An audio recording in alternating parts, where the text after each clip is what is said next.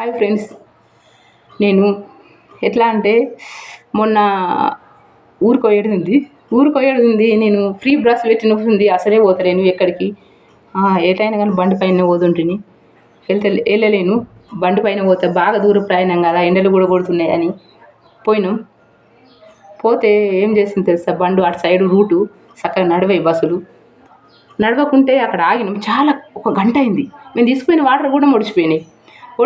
Water ఒడిచిపోతే నా బిడ్డ, నా కొడుకు, నేను ఒడిచిపోతే అమ్మ వాటర్ తెచ్చుకుంటామని వెళ్ళిండు మావాడు.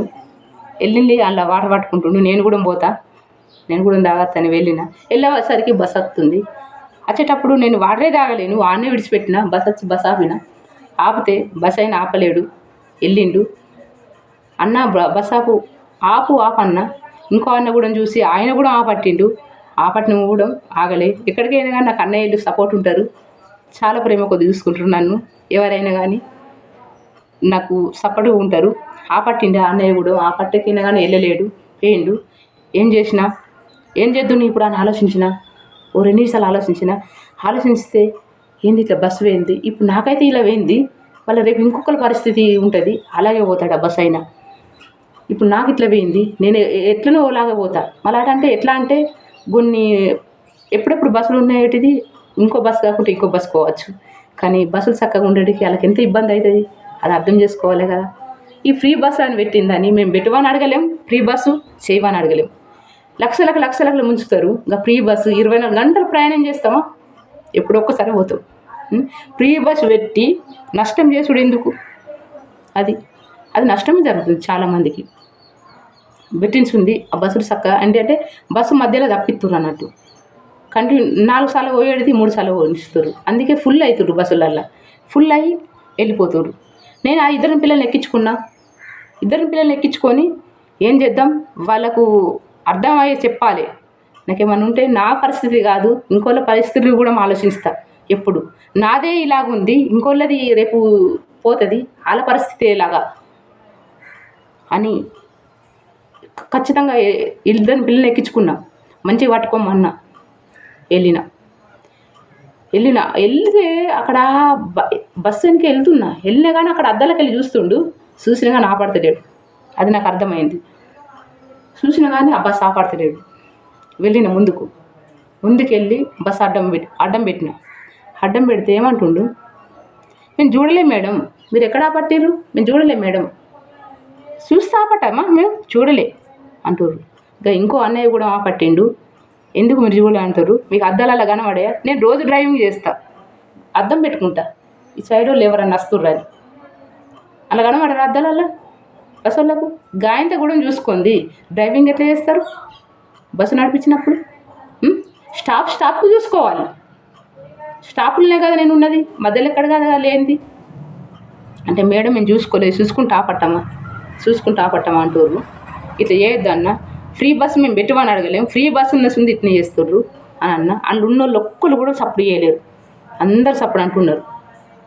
ఎందుకంటే ఏదైనా కానీ నలుగురు మాట్లాడితేనే అది వాళ్ళకి అర్థమవుతుంది. సపోర్ట్ చేయలేరు, భయపడతారు. చాటుగా అంటే ఏం ఉపయోగం ఉండేది, ముందట అంటేనే కదా వాళ్ళకి అర్థమవుతుంది.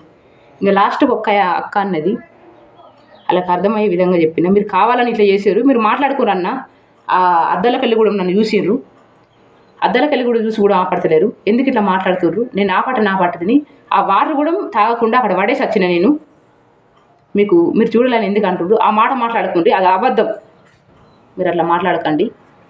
నేను అబద్ధం మాట్లాడే అవసరం లేదు, నేను మాట్లాడే ఎప్పుడు కూడా. నేను మీకు అర్థం కావాలని వచ్చిన, ఇప్పుడు మీకు అర్థం కావాలని నేను వచ్చిన. నేను పోక నేను బస్సుకి వెళ్తానే వెళ్తే మీరు బస్సు పట్టలేరు, అది దూరం ప్రయాణం కదా, బాగా ఎండ కొడుతుంది కదా అని ఆగిన. మీకు అర్థం కావాలని నేను వచ్చిన తప్ప మీకు ఏమనే కాదు. మీరు అర్థం చేసుకోండి. మీరు ఫ్రీ బస్సు పెట్టమని అడగలేము. వాళ్ళ ఇంట్లోకి వెళ్ళి కూడా వాళ్ళు డబ్బులు ఇస్తలేరు, ఎవ్వరు ఇస్తలేరు కష్టపడి. అది మా సొమ్మే. ఫ్రీ బస్సు పెట్టిందని ఇట్లా కూర్చుకుంటారా అని అన్నాం. అంటే ఇంకొక ఏముంది, అవును ఆపట్టింది కానీ, అవును వచ్చింది ఆపట్టింది అని అన్నది. అన్నోళ్ళు ఆయన ఊకున్నాడు. అట్లా ఉండాలి, ముందుకు రావాలి. ఏమన్నా ఉంటే ముందుకు వచ్చి మాట్లాడాలి. ఏ వద్దం ఏం నిజమని మాట్లాడితేనే వాళ్ళకి అర్థమవుతుంది. ఒక అక్క అన్నది అందులో, అవును ఆమె ఆపట్టింది అని చెప్పిన వాళ్ళే చెప్పడానికి ఊకున్నారు.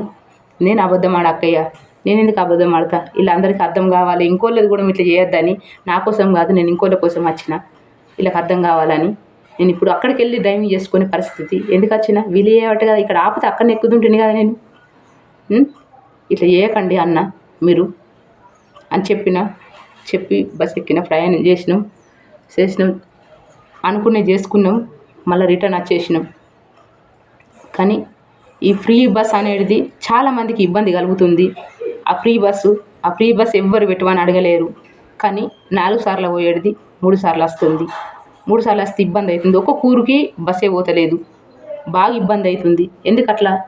ప్రతి ఊరికి టైంకు వెళ్ళాలి.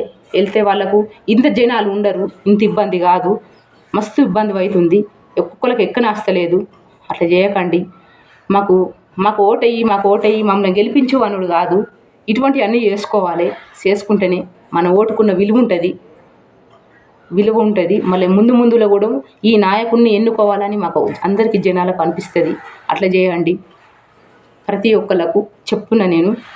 కానీ మీ భార్యలు ఏసీ రూములల్లో ఉంటారు, కార్లల్లో తిరుగుతారు, మీరు ఏం కష్టం చేయరు. మీకు ఏసీ రూములు, మీ కార్లు ఇవన్నీ ఉంటాయి. మేము చాలా కష్టపడతాం, మాకేముండయి. అది మీరు పెట్టినట్ట డబ్బులు అవి, మా డబ్బులు మాకు పెట్టడానికి ఇవ్విస్తున్నాం ఫ్రీగా, అవ్విస్తున్నాం అని మాట్లాడతారు. కానీ ఈ బాధలు ఈ కష్టాలు రాకుండా చూసుకుంటే మీరు మాకు సపోర్ట్ ఉంటే మేము మీకు సపోర్ట్ ఉంటాం.